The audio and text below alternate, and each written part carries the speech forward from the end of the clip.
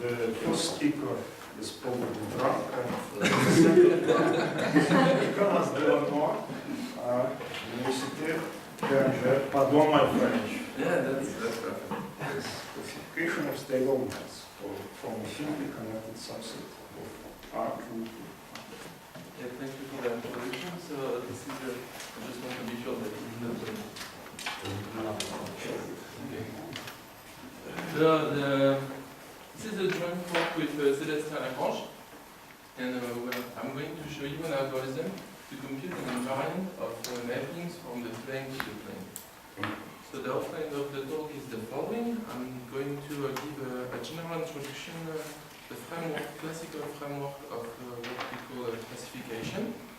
I'm going to give you examples to really good understand what is classification. Then I'm going to the second part present some classical results, the Whitney theorem and normal forms for singularities from the plane to the plane. And then we are going to need a global invariant, which is going to be presented in this part. And the third part is about ensemble analysis and mapping from the plane to the plane. How can we use ensemble analysis to solve our problem? And the fourth part is about to compute an invariant which is classically called the apparent contour, and conjecture and conclusion at the end. So let's begin with a general introduction about classification. So when we want to classify something, we have objects, and for example, you can consider a set of square matrices of order n, denoted by Mn. So this is the first thing that we have, object. Then we can define also an equivalence. So we are going to consider that two matrices are equivalent if there exists a change of basis such that A is connected to B by this relation. So we need also that the matrix P is invertible, and an invariant is something that remains equal whenever two objects are equivalent. So an example with this kind of object is the set of eigenvalues, because if you have two matrices that are equivalent, this implies that the set of eigenvalues are the same. So the set of eigenvalues is an invariant. So what I have to say also is that each time that you are going to see something written in red in the slides, it's an invariant. So the set of eigenvalues is invariant, but this is not a strong enough invariant. There exist matrices such that they have the same set of eigenvalues, but they are not equivalent. So it's not an invariant which is strong enough to distinguish two matrices that are not equivalent. The example is the following. Just take two true matrices, A and B. And the spectrum, the set of eigenvalues for A is 0 and B is the same, but they're not equivalent. So a really strong invariant for this kind of object is given by the Jordan method. This is what I call the Jordanization.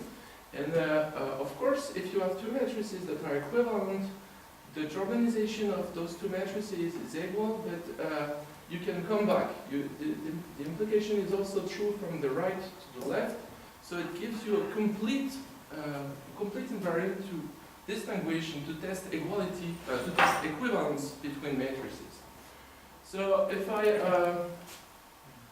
draw this table, the first column is object, the second one is equivalence, and the third one is invariant.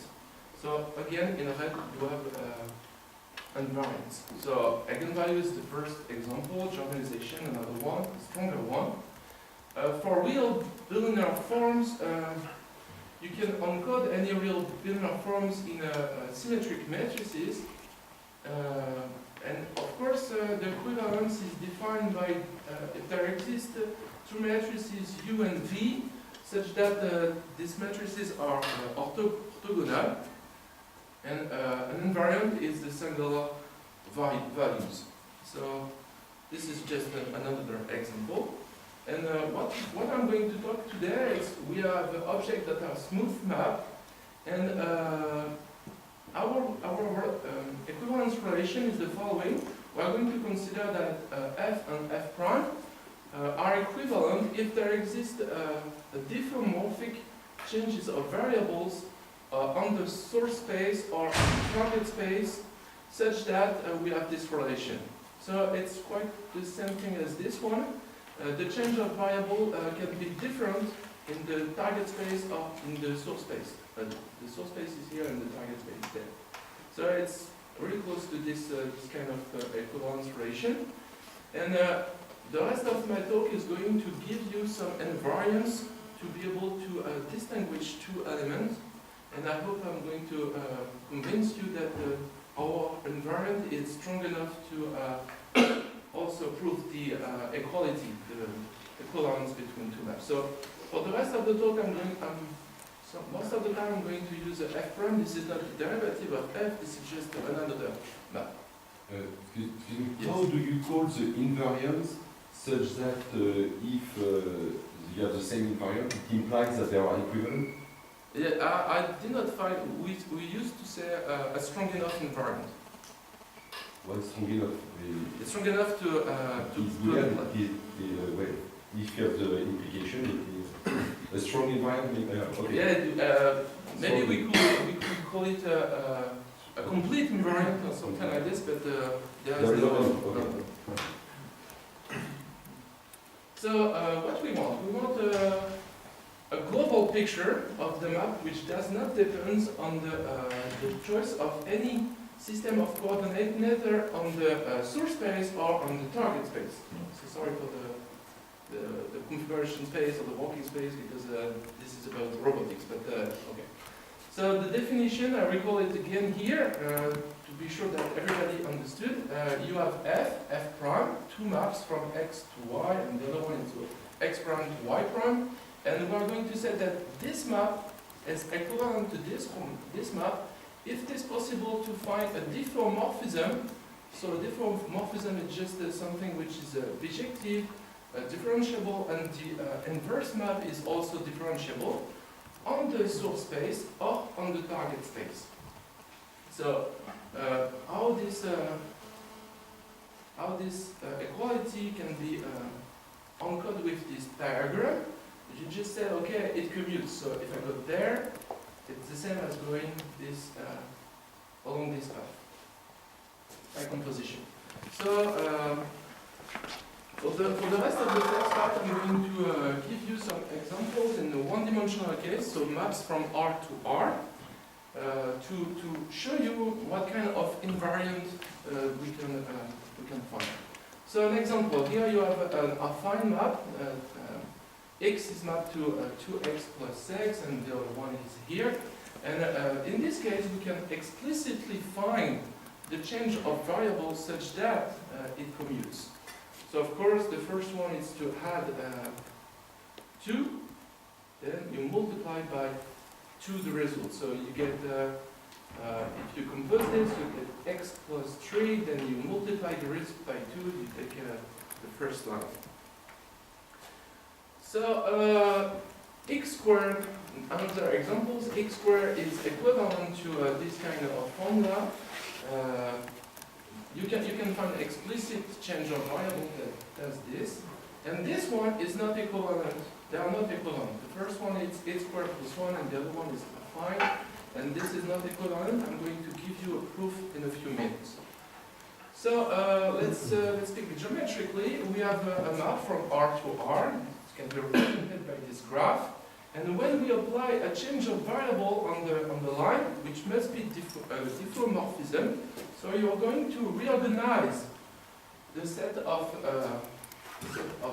x here, but in a way that the two elements does not match to two different elements, match to two different elements. So this is an injective or over bijective, and it's a one-to-one map, and the same for the y.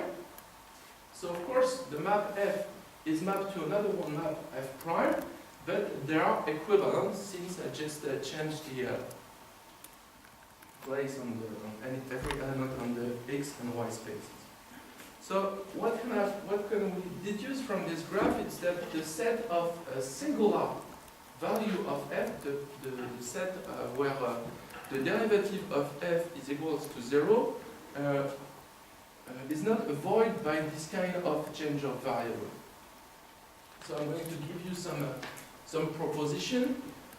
If you now have two maps F and F prime that are equivalent, and it's a point. This is not a set, so this diagram, if it commutes, it says that these are the same, and of course the counter image of Y1 is also homomorphic to the counter image of Y2 by this map. The homomorphism is just given by G. So from this you can deduce an invariant. I'm going to give you just before. Maybe the most important invariant that you can create easily. Again, you have those two maps, and this is the Jacobian of F at x1. Its rank is equal to the rank of the other map at x2, and this is easily given by the chain rule. I did not place here the where I'm computing the Jacobian, but as I suppose that H and G are a diffeomorphism, those two linear applications are invertible, so of course they are connected by the first relation I proposed, so the rank is the same for DF or for DF prime. So it's a really important invariant. The number of critical points is going to be the same. So let us define by S as the set of critical points, that is to say the set of elements of the source space such that the Jacobian is singular. And here we have an invariant. If F and F prime are equivalent, we can say that the topology of the critical points of F is homomorphic. The set is homomorphic to this, so that's why I call the topology of the critical sets as an invariant. So, but again, it's not a strong enough invariant. For example, you can use this one. So you take two maps from 0,1 to 0,1, like this one, and the set of critical points is the same. You just have this point in this case and this point in this case, and the set of critical points is of course homomorphic because this is just only one point, but they are not equivalent. It is not possible to reorganize the X space and the Y space such that this map is you obtain this one. But this can be explained by singularity theory. But there is here another example which is, to my point of view, more difficult to understand, because if you look at the number of critical points of this map, there is 4 critical points on each line, and you can also say, okay, there is two minimum local and 2 up to maximum, and that's the same for the other one. But okay, let's talk about what we can do with F. We can recognize X, we can recognize Y, but we can also flip the X space or flip the Y space, because if you map X to minus X, it's a diffeomorphism. So here, a minimum can become a maximum if you flip the Y space. So I'm looking for the smallest minimum and the biggest local maximum.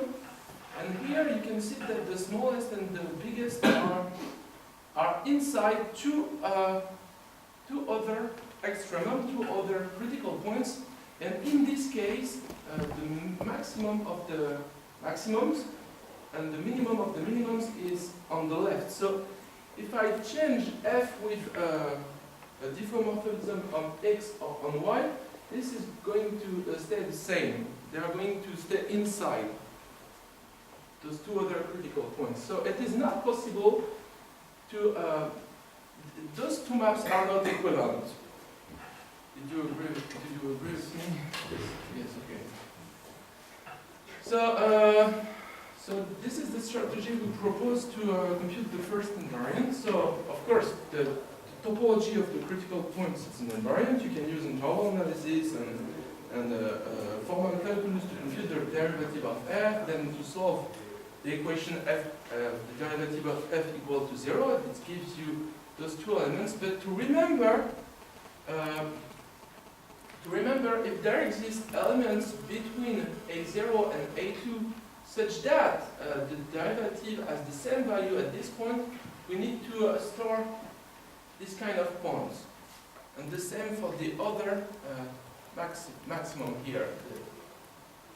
So we get all these elements A and all these elements B. Then we are going to remember the topology of these elements, how they are connected in the source space, and how these elements are connected in the target space. And from this, we can construct what we call a portrait. This is a word that we define. We define a portrait, which is going to be an invariant. So the portrait will be, okay, just forget about the real values of A and B's. Just remember that A0 is connected to A1 and so on, and B0 is connected to B1, B2, and B3. And the image of A0 is mapped to B0 and so on. So we're going to create a formal object, discrete object that encodes the map. So to do it very seriously, we need the definition of abstract simplicial complex. So if you just have n, a set of symbols, an abstract simplicial complex K, I'm going to say complex for the rest of the talk, a complex K, it's just a subset of the floor set of n, such that each time that you have an element in K, every subset of K is also, every subset of sigma is also inside K. Let me draw something. So here you have a complex. This complex is generated by all these elements. Of course, if you take, for example, this line segment, A0, A1, this couple, this pair, if you just extract any subspace, so you can take the singleton, which is this one, and the other singleton, and so on. So this property is satisfied for this set. And of course, if you list all the elements of K, it's not really, you're losing memory, because all you need is to give the biggest element, and of course from the biggest element you can create, if you decide that this is complex, you can create this. So this complex K will be denoted by this expression. So we have a triangle here, and geometrically this means that this triangle has boundary, which is those three segments, and each segment, their boundaries are a point that are also in the complex K. Okay, so now I'm going to give you a definition of what we call a map between two complexes. And two complexes is a simplicial map. So we have a simplicial map between just the singleton of K0 and the singleton of L0, the complexes I'm considering. And what we call a simplicial map, this is a map that each time that you have a simplex inside K, the image of any elements through F gives you a simplex of the other complex. So here an example. So considering here K is given by those three segments.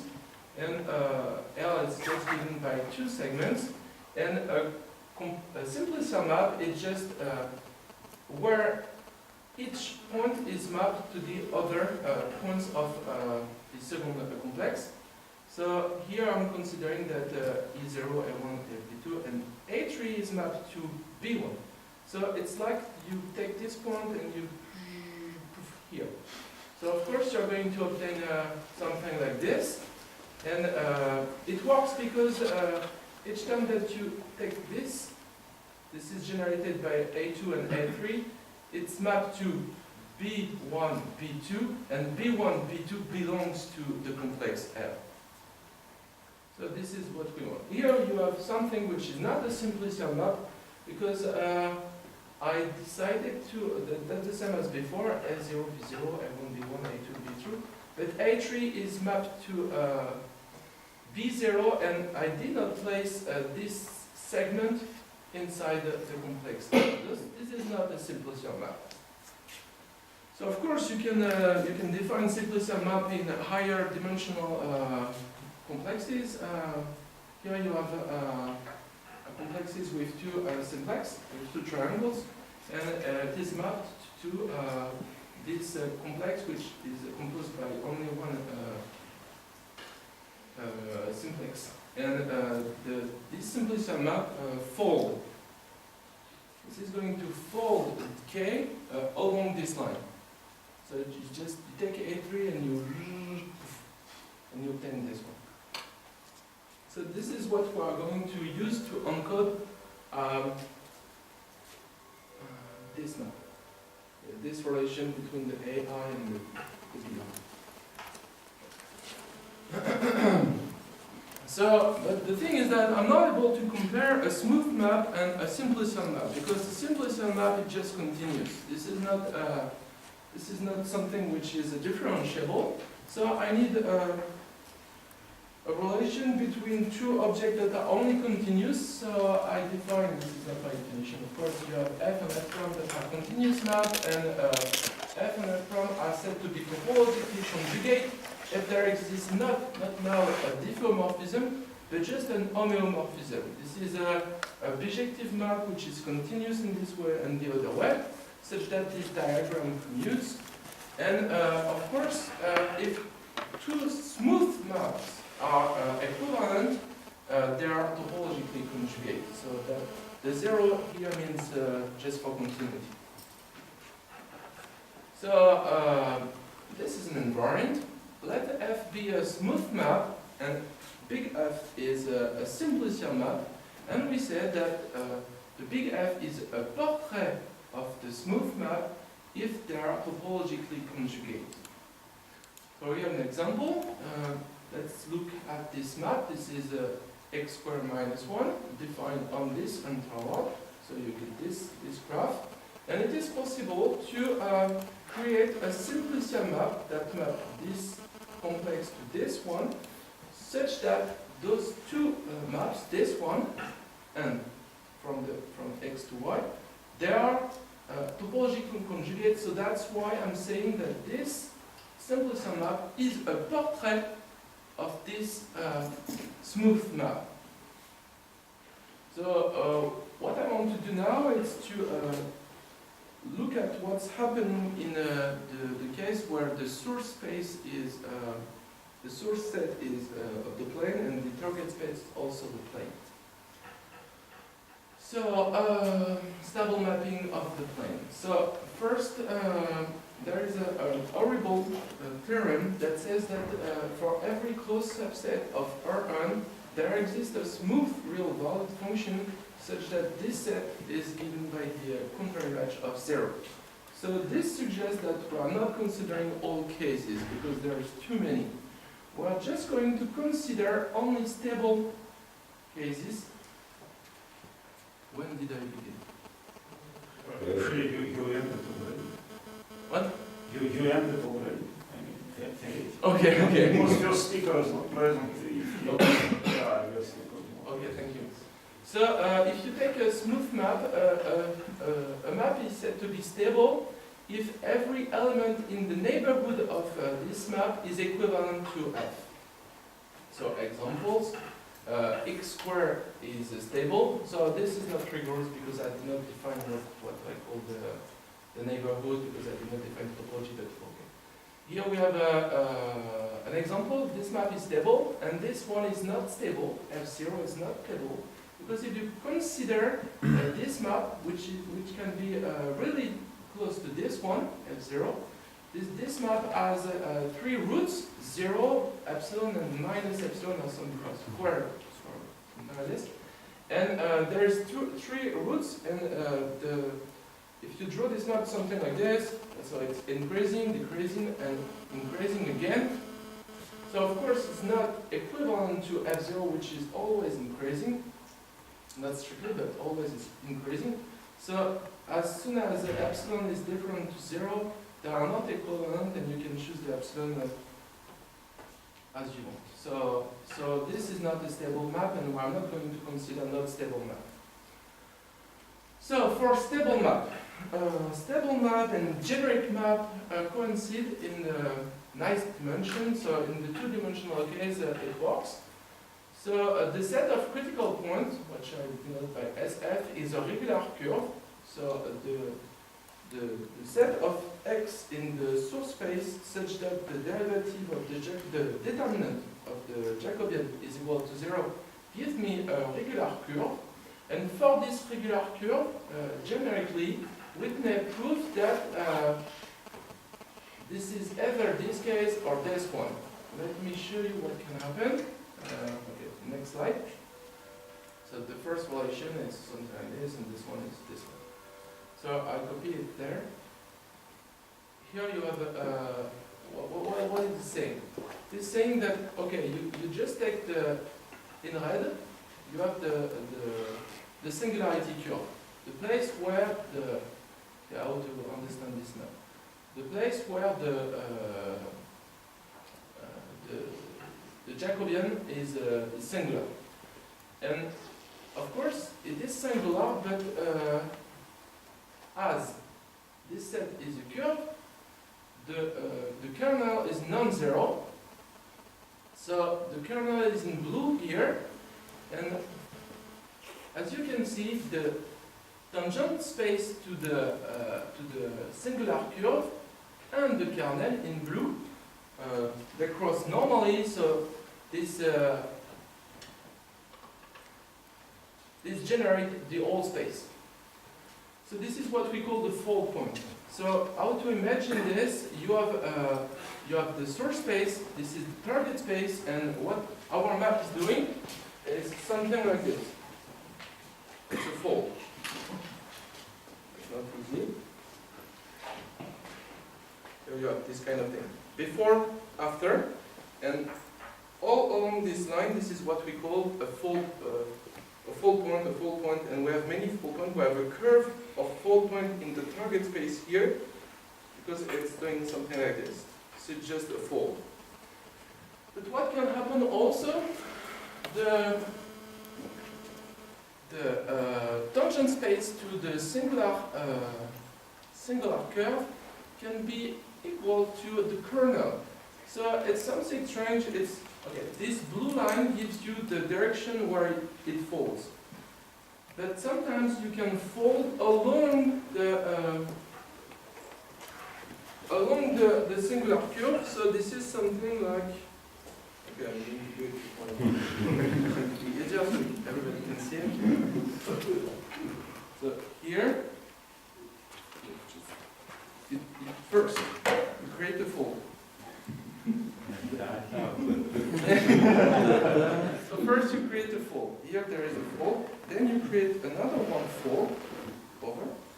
Then, so I have two folds, one under and one over, and then I can here.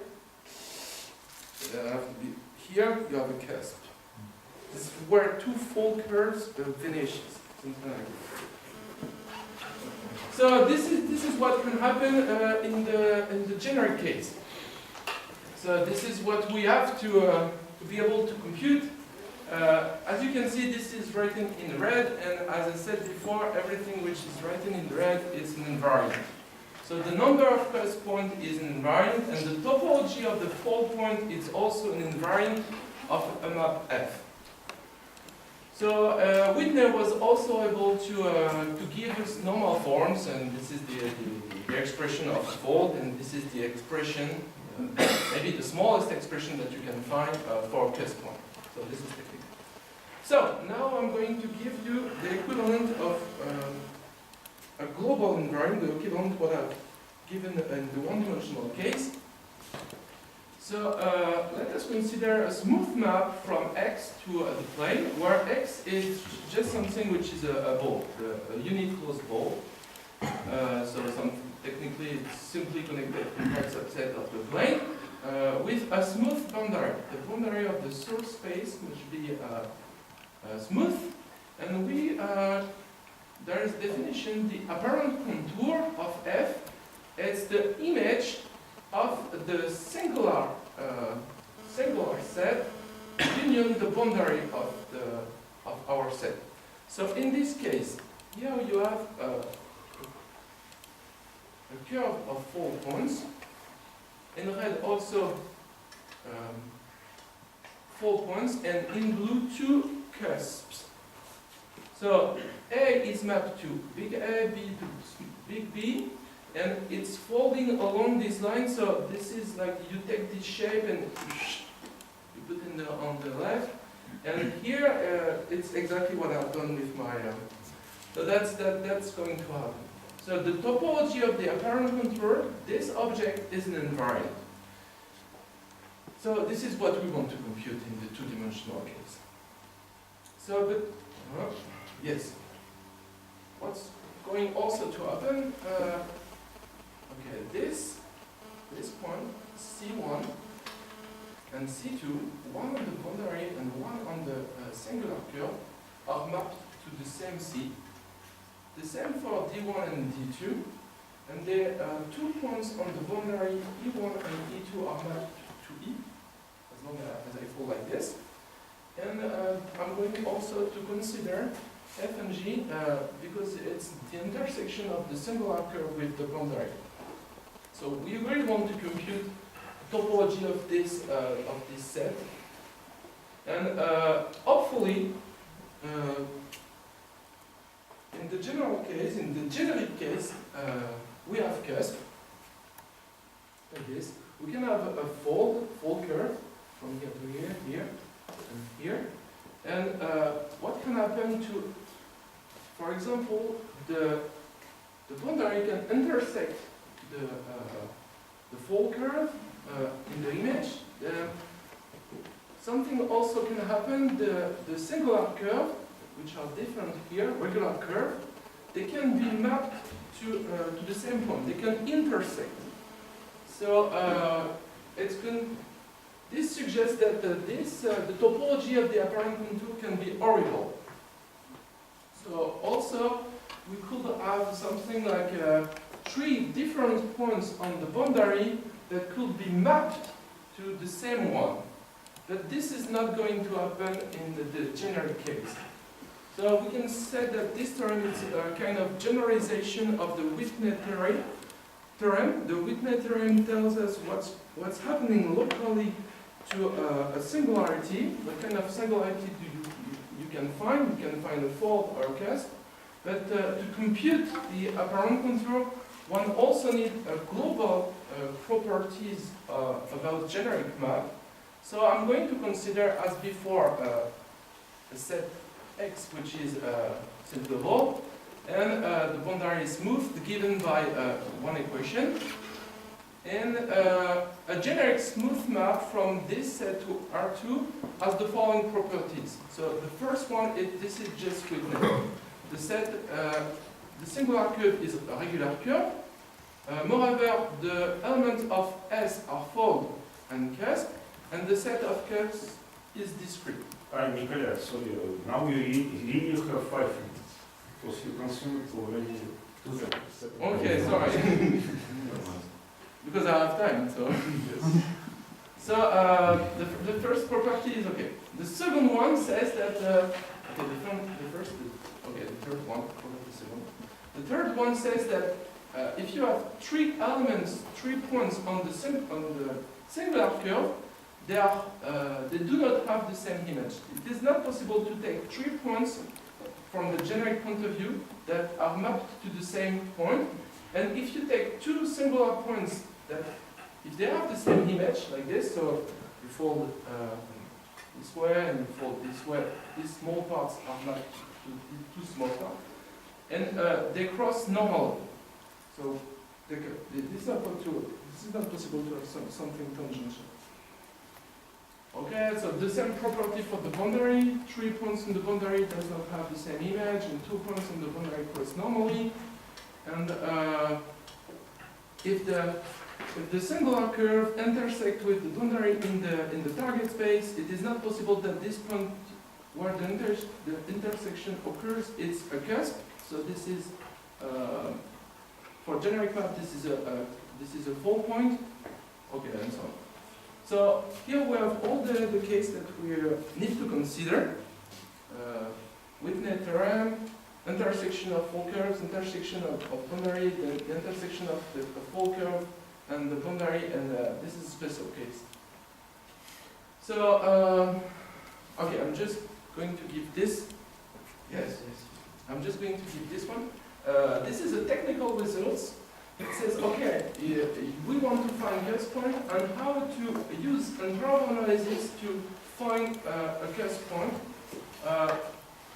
We're creating this map from x to R2, given by this expression. This is just a multiplication of the derivative of f times a vector field which is tangent to the singular curve.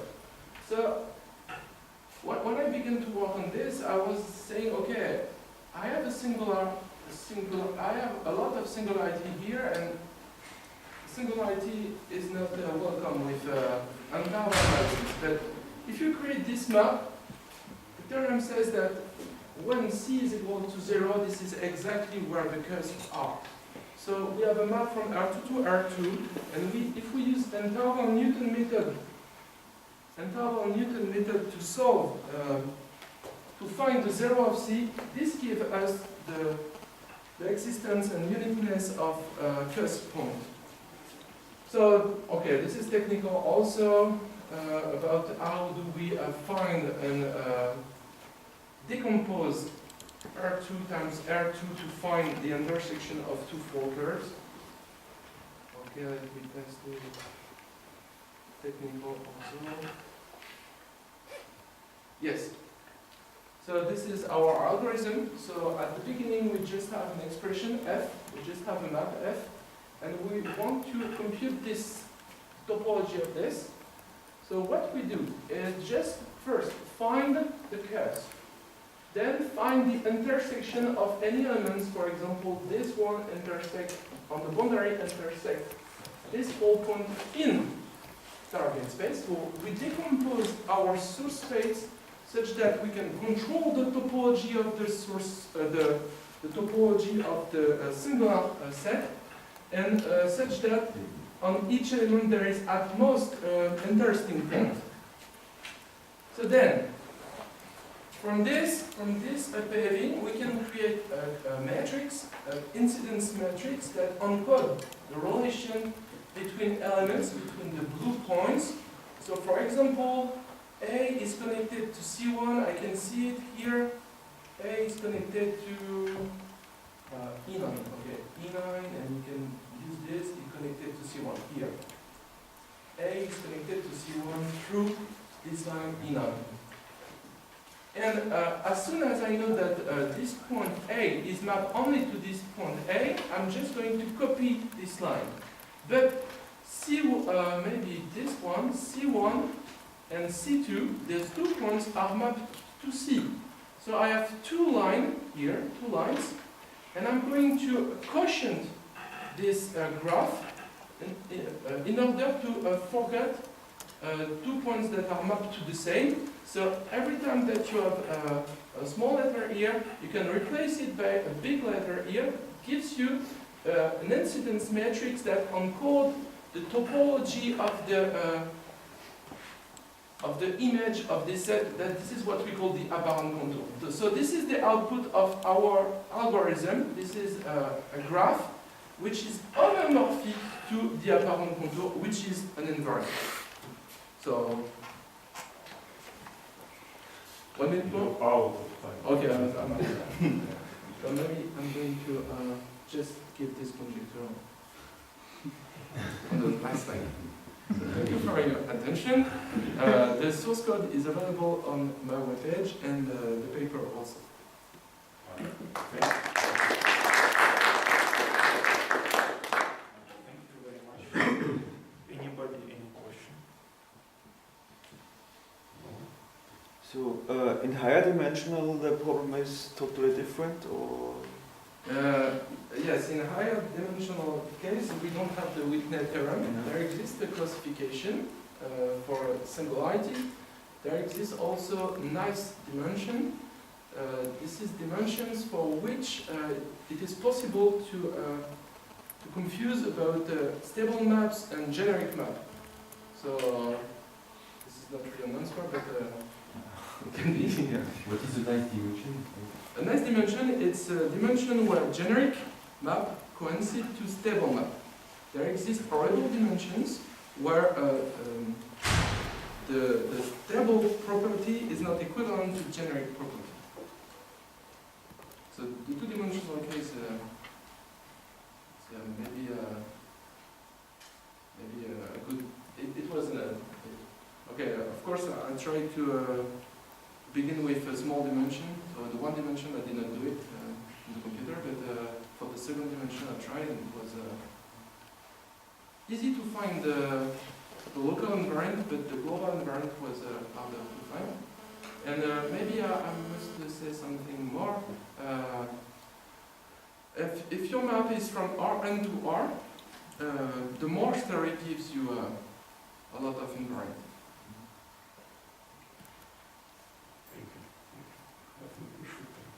Okay. Thank you very much.